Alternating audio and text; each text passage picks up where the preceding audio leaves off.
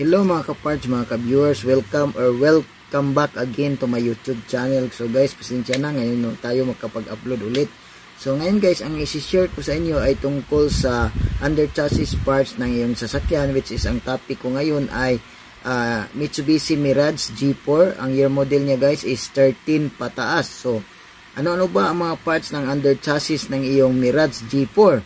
No.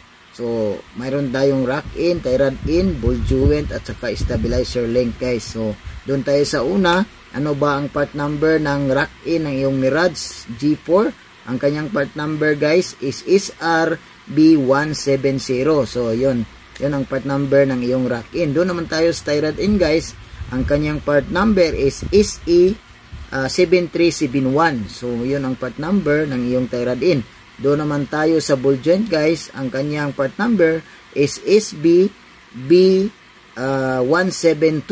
So yun, SB-B172. So doon naman tayo sa stabilizer link guys. Ang kanyang part number is SL-170 sa stabilizer link sa front. Okay, so yun na lahat ang mga under chassis parts ng iyong sasakyan guys na Mirage G4. So sana may natutunan kayo guys, at kapag meron kayong natutunan, so don't forget to subscribe, like and share to my YouTube channel. So once again, this is Nestor Godin ang nagsasabing, iba ka pag may alam. God bless ting lahat. Bye bye.